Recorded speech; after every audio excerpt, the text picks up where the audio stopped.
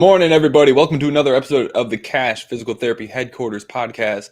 Let me get this live in the Facebook group so you guys don't have to hear me tee this thing up twice. And there we go. All right. Today, we're talking about one of the most important things that we've talked about in a while, and it's a completely different approach than what the traditional advice is and how to quickly grow and scale your cash practice, whether that's physical therapy, chiropractic, functional medicine, whatever it might be. The most important skill that you can start to develop and ultimately the approach that you should be taking as a CEO and how to grow and scale your practice. Today, we're going to be talking about why learning paid ads is the smartest move that you can make as a cash practice owner and bringing all of your marketing in-house. Because at the end of the day, the marketing industry wants you to believe that it is extremely difficult, but it is not. We've proven it hundreds of times over that learning paid ads and taking your marketing in-house is not only extremely simple, and it's a really easy skill to develop, but it gives you way more leverage and control over the entire system once you actually understand what it's all about. So if you're listening to this, you've probably thought about hiring someone or delegating, hiring an agency, hiring a freelancer, hiring your neighbor's nephew to run the ads for your practice. But we're going to explain why that is a massive mistake, why most agencies and marketing experts fall short of the promises that they make, and ultimately what you could be doing, how to develop this skill, what marketing actually looks like, and what actually makes marketing successful.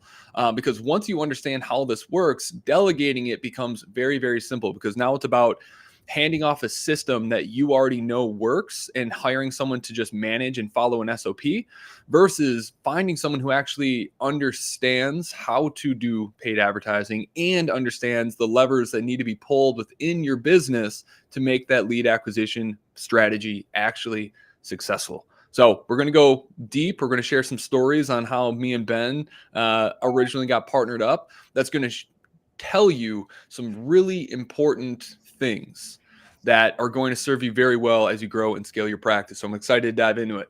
Ben, how we doing today, brother? Doing good. Yeah, I think this will be great because I know marketing is a daunting, I don't know, avenue or task that PTs, we're PTs, we're physical therapists that start a business. We don't know anything about marketing, and when you don't know something about a topic, it can seem more overwhelming than it actually is. So, right, I'm excited to kind of clear this up for people. Right. So I want to start off by saying it's like so many people stay stuck in their businesses and in their lives because they just refuse to do the hard thing. They don't want to learn a new thing, and it forces them to stay stuck not only where they are, but staying stuck as the version of themselves that they are. And so a lot of people, like, I live my life and I do my best to support other people's to live their life by Marcus Aurelius said, "The obstacle is the way, the impediment to action advances action, what stands in the way becomes the way." And for a lot of you, you're stuck because you just refuse to learn how to generate leads and how to convert those leads into patients.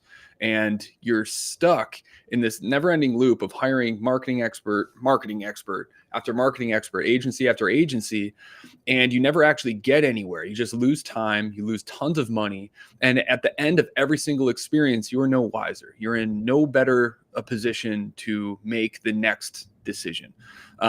And instead, the people and the practices who we've helped grow from $5,000 a month to now doing hundred thousands of dollars per month, those are the people who took the obstacle of learning marketing head on, learned how to do it, realized it's extremely simple. They ate the crap sandwich that they didn't want to eat for 90 days to develop the skill, and then on the other side of that obstacle, the shit sandwich, they were far better owners because they better understood what actually makes marketing and business successful, and there were better versions of themselves for it. And that is why they're able to consistently grow month over month over month over month, because they did the hard thing and they developed the skill, and now they're growing faster than everyone else who keeps trying to sidestep the obstacle rather than just facing it head on. Yeah. Anytime we've talked about this too, is anytime I've tried to outsource something to like another another business or another agency or another individual to fix something in my business, it's never gone. Literally 100% of the time, it's never gone right. Just Right. hasn't. And it's not really necessarily their fault. It's more so like nobody, one, is obviously going to care as much as you do. But what the main thing is, they don't understand your business the way that you do. Right. So, when you hire out other different agencies and marketing experts, their messaging is off because they don't know your business like you do. And that's why it's so important to bring it in house. Right. Right. And I think it's really important for people to know is because marketing is not the same thing as lead acquisition. Okay. The people that call themselves marketing experts, they're lead acquisition specialists. They're good at running ads. And so when your marketing failed, odds are it wasn't because of the leads necessarily. Obviously, it could be if you're doing something stupid and you're working with someone that doesn't understand your industry at all. But lead acquisition is treated by most practice owners as this separate entity external of their actual practice, rather than treating it as a core function of the entire system. We've said it in multiple podcasts where there's 5 core functions of business: lead acquisition, lead nurturing, conversions, fulfillment, and retention. And lead acquisition is the most important one because without lead acquisition, you don't have enough data to measure the other functions to make necessary changes for the system to work. Now, a lot of people, they're hiring these lead acquisition specialists and wondering why they're not getting results. But ultimately, they're not getting results because that lead acquisition specialist doesn't have the access or the know-how to know how to make sure that the rest of the functions of your practice are in alignment with the lead acquisition strategy that you're using. And so a lot of people, they're failing with marketing because they don't understand how all of these pieces actually function together. And so it's really, really important to develop the skill of knowing how to actually market because it's extremely simple. Okay. The only reason people think marketing is hard is because of how often agencies fail. But the reason agencies fail isn't because they're not good at lead acquisition. It's because they don't know how to pull the levers that are within the practice, the other core functions that are what make lead acquisition actually profitable and successful. But when you understand how the whole system works together, you know what levers to pull, and then lead acquisition becomes insanely simple. It's so simple, you guys. That's why most agency owners don't even know how to tie their own fucking shoes. Okay, you don't have to be a marketing genius to be really good at lead acquisition. That's why our practices are so incredibly successful and they grow so quickly, is because they realize the lead acquisition is the easiest skill to develop. The real magic to making it profitable is knowing how to pull the levers within the practice to make the lead acquisition profitable. Right?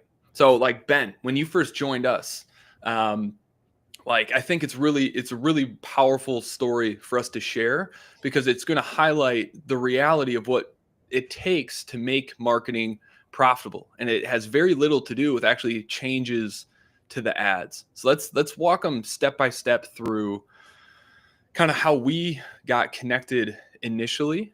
And then I'll kind of share like what we decided to advertise and the math behind why we decided to advertise it. And then let's highlight like how do we actually make these insanely profitable? And then how we turned that process that we followed for your practice and turned that into the book partnership program and the performance mastermind that we have today that's helping our clients generate tens of millions of dollars every year. Yeah, so I believe we got connected in like January of 2020 or December 2019. It's right before a pandemic hit, and we were doing a lot of workshops. And that was I was doing a lot of workshops, and those are made lead gen source. And I was just like, I was kind of getting tired from doing workshops. Honestly, I was doing like two a week, like one on a Wednesday evening, and then once on like a Saturday morning or Sunday morning. It's just like, I'd like to spend my evenings a little bit differently. I've been doing it for about 9 to 12 months at that point. And just like, I want to scale. This is a great way to get, practice off the ground, but now we need some more lead generation sources. And so reached out to you and Max and started running ads and had really good success with it. And long story short, you guys were looking at our ROI, which was really solid. And like, hey, why is Ben's ROI so much higher than the other clinics? And it turned out to be that it was our sales process and our follow-up process that was causing it. And on how we were doing the phone call, how we were reaching out, how we were following up with patients. and just the patient experience. That was the difference. And then it turned into me doing on Fridays, doing like an hour call, coaching everybody else that was running ads on our process so they could get the same results. And then it just eventually turned into questions outside of just sales and turned into like leadership, hiring, all that fun stuff. And that's where we turned into the mastermind and more so than just paid ads. But yeah, that was the main thing, was what was actually happening on the back end that allowed us to get the higher ROI than anybody else. And that was the main difference.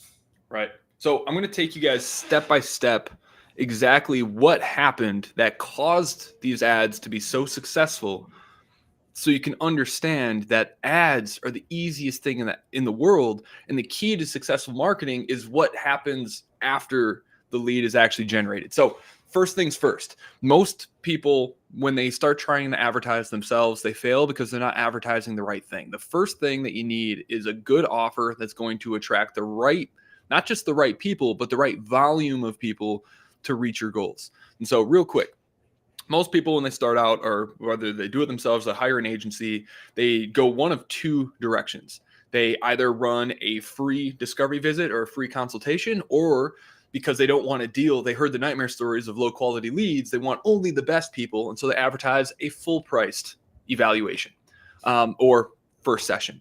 And so here's what happens. Okay. When you advertise a free discovery visit, not only are you getting really general types of people, but you're getting the cheapest types of people you can get, the people that aren't actually committed to what it is that you do and to getting a long-term result. So you get a ton of leads, but now you're burning out either yourself or your admin because you're having to follow up with this huge volume of people.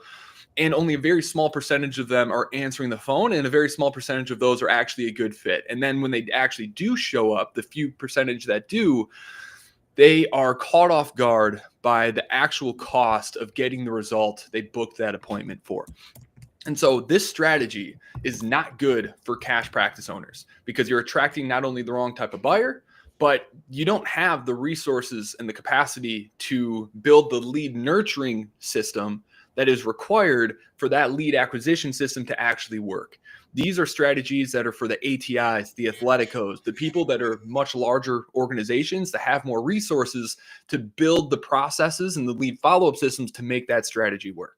Okay, that is not a system that is designed for cash PT, not only because of the cost, but because of the just manpower and the systems you have to be able to handle that kind of lead volume. So that strategy, throw that away. The other side is advertising full price things. We get people that want to do that all the time. So they don't want to discount the rates, yada, yada, yada, whatever. And what happens is they charge full price rates and they get leads who are booking and they're converting. But the problem is when you advertise a full price thing, you're going to get way fewer people that are interested in actually buying it. That means even though you're spending the same amount of money, your cost per lead is really, really high. And so because of this, you're getting far fewer leads and fewer opportunities to actually convert people into packages. And so although this can be profitable, it's very, very rarely going to put you in the position to reach your schedule capacity that you started running paid ads for. And so it's better than a free offer, but it's still giving you, the juice isn't worth the squeeze. Maybe you're breaking even, maybe you're making a little bit of profit, but you're certainly not hitting your income goals just because your cost per lead is so incredibly high. And very few practices have the budget to be able to spend $5,000, $10,000 a month that would be required to get the volume of people they need to actually convert into packages. Does that make sense so far? Yeah. Okay. So both of those strategies should be thrown out. And Ben, do you think, like, I have like these broken down is actual like conversion rates? Do you think it'd be good for me to share that to show the math, or do you think that it was clear enough? I think it's clear enough. Okay. Yeah. So what do you actually do? Number one is what we did with Ben is we focused on very specific avatars, because if you focus on just people that need physical therapy, that's a really, really big bucket of people. And a very small percentage of that bucket is actually going to be a good fit. And so it's a very low audience hit rate. And so you're wasting a ton of marketing dollars trying to find this one tiny percentage of a really big bucket. And so instead of doing that, we focus on very specific niches with very particular problems, CrossFitters with shoulder pain, runners with ankle pain, mothers with incontinence issues. Okay, very specific people, because now our bucket is much smaller, and the percentage of those people that are actually seeing our ads, there's a much larger percentage of them that's actually a good fit. And so now our audience hit rate is much higher. So we know that every marketing dollar is being used as efficiently as it possibly can. Now, the offer, its only job is to get the right people to raise their hand and say yes. And so we don't want anything free, because we're going to get way too many cheap people. We want to make sure we're getting people that are willing to commit cash. And so we charge, run vouchers for $47 to $97, because it's one, getting people who are committed to paying cash, and two, we use the price to find the right price per lead to give us the volume we need. So the only reason we use vouchers, it's not about discounting our services. It's about finding the balance between quality and volume. And every single time we've tested this against any offer that goes over $100, where price per lead skyrockets, profitability gets, falls through the floor. But if we find the right balance between, under $100, but more than 50, we find that, okay, we're getting quality people and and we're getting the volume to not only have a good conversion or booking rate and eval to package conversion rate, but we're also getting the volume that we need to consistently fill our schedule.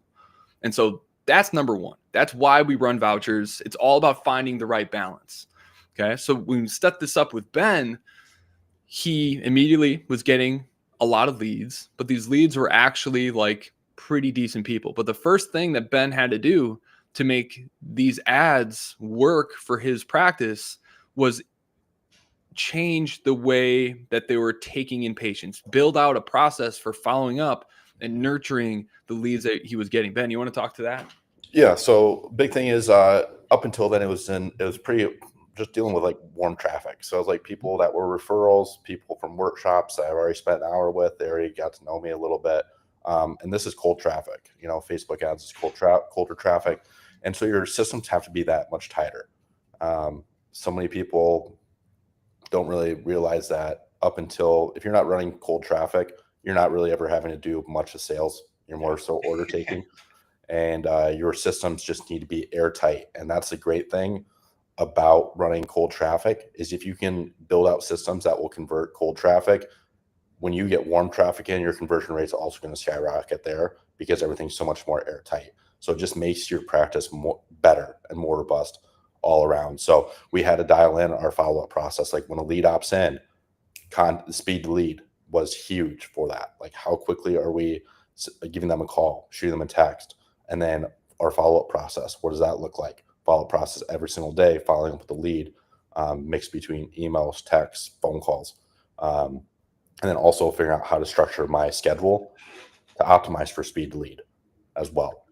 It's because I was still treating patients. So a lot of it was that, and then also just the phone script, figuring out how to tinker the phone script for how we had been using it for warm traffic, how we needed to change, and what we needed to change from the verbiage on that phone call. Right. And so to bring this back to the 5 mechanisms, once he had a lead acquisition strategy that was generating leads of people that raised their hand, that were a good fit, that were willing to pay cash, the next constraint that he had was in the lead nurturing mechanism. How do we increase our lead to booking rate? Because his previous process was designed for people that already know, like, and trust him and are ready to book. Now that we're dealing with a different traffic source of people who are more skeptical, who have more options that they're looking at, we need a better way to get them bought into the way that we do things. Okay. And so that was the next constraint. Again, we didn't change the ads. We changed the initial entry point for those prospects to actually get them to schedule. And so now we solved that next constraint. We changed the follow-up process. We created a better nurturing email process. We changed the phone scripts to convey the value, set expectations, and get them scheduled. Now, the next constraint, because now we're getting the leads, we're getting them to book. The next thing was actually getting them to show up. And Ben, to talk about how you adapted the kind of new patient onboarding process when you started scaling your acquisition.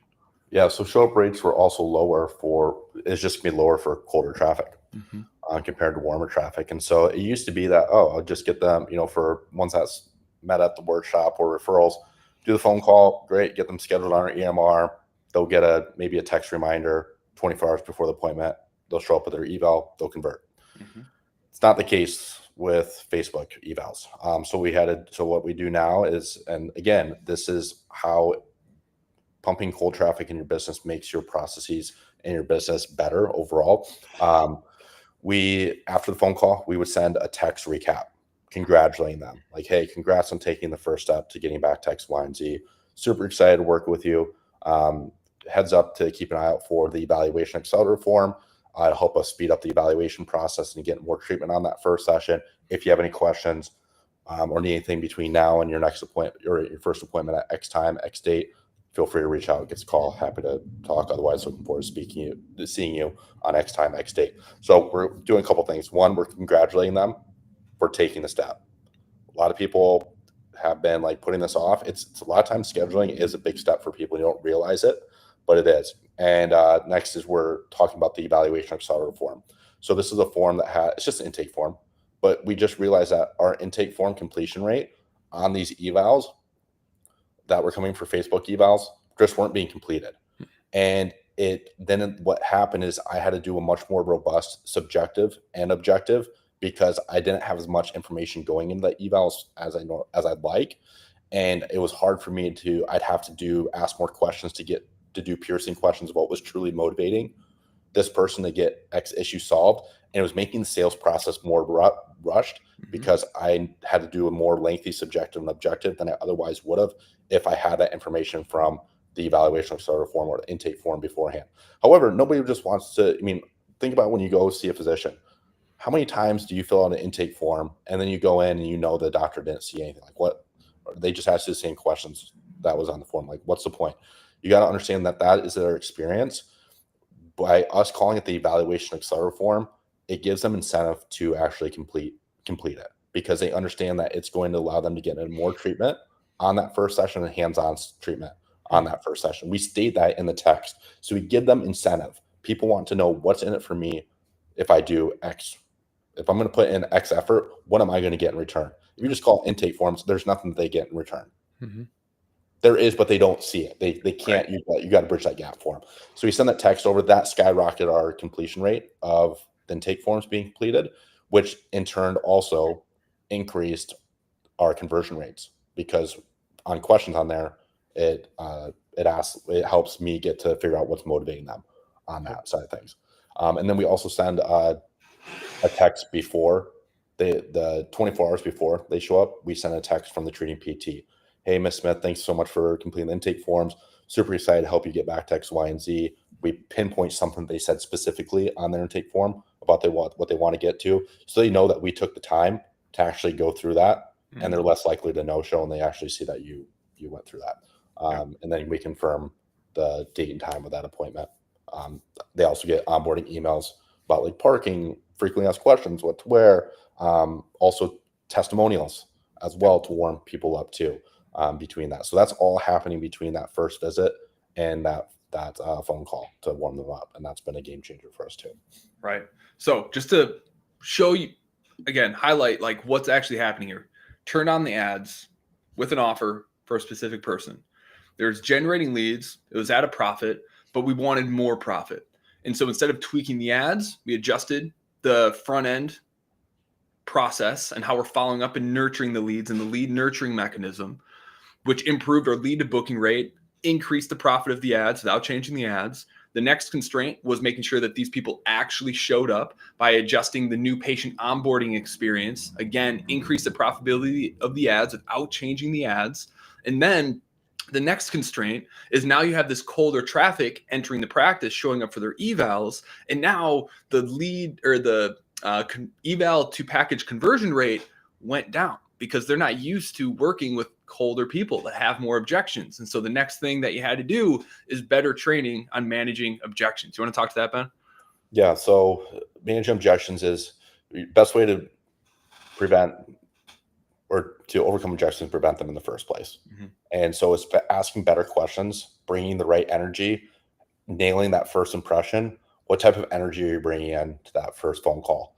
That's a big thing that we changed too on that first phone call, was what type of energy are we bringing in to that call, and pretend like we're having the best day ever. So is there something that you want me to specifically talk about? Just like maybe examples of like when you first started doing this and you had to give more training to your PTs to help them speed up kind of the eval process. You already kind of talked to that with the evaluation accelerator form, but like, how did you help the PT, or what was necessary to help your PTs get better at converting this new type of prospect? Just getting even better, making sure that they're doing everything that they should be doing on the evaluation process. The evaluation process of a Facebook eval and a regular lead really isn't that much different. It's honestly not that different. It's what we found is that the PTs that were maybe completing 85% of the checklist of what needed to be said or questions that needed to be asked, it's just not enough for Facebook evals. You need to be you need to be hitting 100% of that to convert. Yeah. And they've been able to, the PTs with warmer traffic, like referrals and people finding us on Google, stuff like that, they could get away with like 85%, and still convert, right? So it just required them, like, no, you need to be doing every single bit of this checklist. So it wasn't necessarily asking them to do more. It's asking them to complete those things at a higher percentage clip. Yeah. More consistently. So the process and eval process isn't too much different. Right. Now here's where things get interesting. So we did, to maximize the profit of these ads, we have not changed the ads. We've changed the lead nurturing mechanism, and we've now adjusted the conversion mechanism to increase the profits of that campaign. Now, after this, we've talked about this on the podcast, but the ads were really profitable, but you still weren't hitting the volume and the revenue goals that you had in mind. And you wanted to generate more leads. You wanted to scale up the ads. But looking at the numbers, you were averaging, I think it was like 6 visits per patient. And so instead of tweaking the ads or scaling up the ads to get more leads, instead, what'd you do? So we focus on is increasing how much we were helping somebody than just getting out of pain. So like for ProKinetics, I tell like the PTs when they're starting with us, you are no longer a physical therapist. Like helping people out of pain, you can go down the street and get that. That's not what we did. We do so much more than that. And so what we focused on was not just getting people out of pain, but walking them through the process of aiming for more and helping them achieve more than, like, we don't want to get you back to baseline. That's how you sustain the injury in the first place. Why would we want to get you back there? Right. And so we walked them through a 3-step process of what that looks like. We started outlining a complete, more robust journey that just takes longer to get through. And it's what's also best for the patient. They're going to be able to achieve more and help with performance goals too. So that's where we started. We now increased our average visits per plan of care is 9.1. And so that's been the game changer more than anything. Anything that you can do on earlier in the stages than that is the best thing that you can do, is increase average visit per plan of care. And that's how we did it. Right. So instead of in order to make the ads more profitable, instead of the gut feeling of let's just get more leads, instead it's okay, let's increase the average visits per patient instead, because that would also skyrocket the profitability of the leads we're already acquiring. And so you change the sales process a little bit to talk more about the end goal and talking about performance, which would justify selling larger packages to people. So people started taking more of the 10 visit packages versus the 6 visit packages, and increased your average visits from 6 to 9, which then increases not only profit for the practice, but also the average lifetime value, the average amount of money the average patient pays you, which then is increasing the average return on ad spend of the ads. And so in this is what I'm trying to convey to those of you on why you need to learn and take your marketing in-house, because the real secret to successful advertising isn't in the lead acquisition. It's in all of the other mechanisms within the business. Ben changed 4 systems within his practice that all skyrocketed the performance of his ads without us changing the ads whatsoever.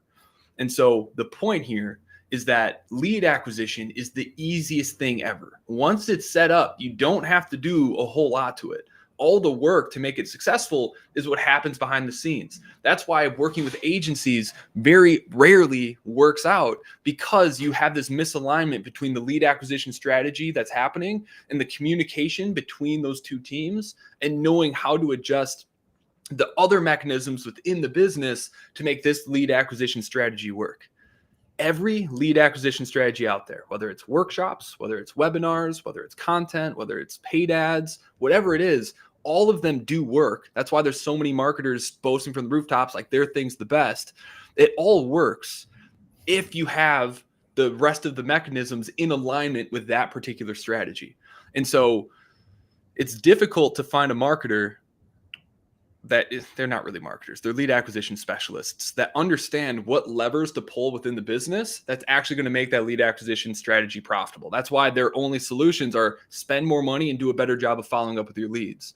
But if they knew how to work deeper down the chain, then you can make the strategy that they're currently running 10 times more profitable. And because Ben focused on aligning his systems with the lead acquisition strategy, he maximized the profitability of that lead acquisition strategy. And now has the most profitable ads in his area. And now he can afford to outspend all of his competitors and dominate his local space.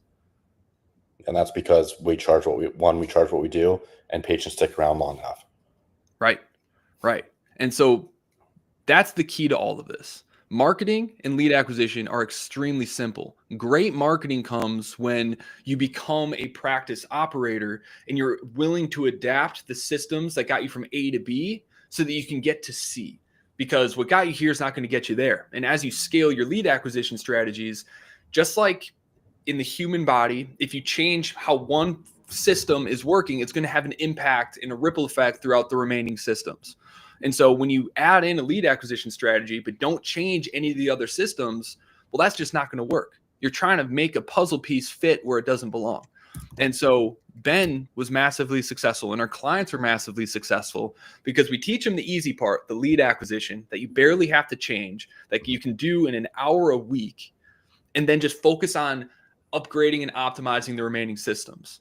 Now, the result of that is creating a patient experience that blows your previous patient experience out of the water, because now it's built to convince strangers that you're the best there is in the community. It makes a better experience for strangers and the people who would have bought from you anyway, which now is increasing your word of mouth. Now, Ben, when you first started with us, Facebook ads were a good percentage of the people who are going in your practice. Talk about the kind of progression that as your business grows and how your reliance on Facebook ad changes. Yeah, so I think when I started working with you guys, it was probably about 40 to 50% of our leads. Now today, it's probably 5 to 10% of our leads, and that's because there's a couple things that happen when you pump and you do a great job with Facebook leads. Yeah. Is they're also going to refer friends and family. They're also going to leave, hopefully, Google reviews. Because they're leaving Google reviews, now you're getting more organic traffic. People are finding you on Google My Business, and SEO. Your SEO is higher because of it as well.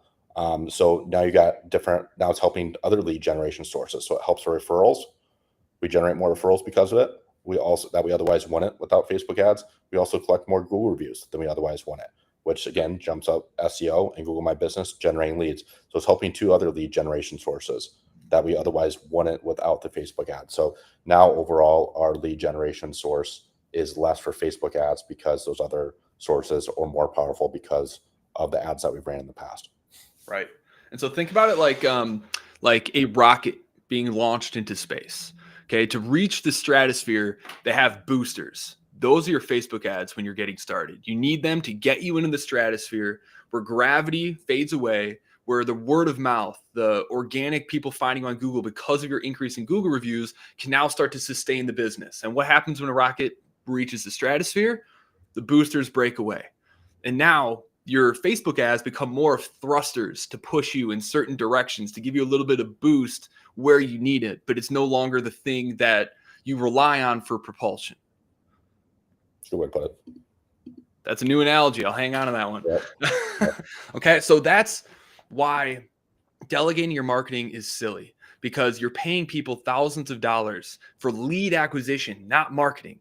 Okay, a marketing or a CMO knows how the lead acquisition mechanism impacts the rest of the mechanisms within the business and how to pull the levers within the business to make lead acquisition work.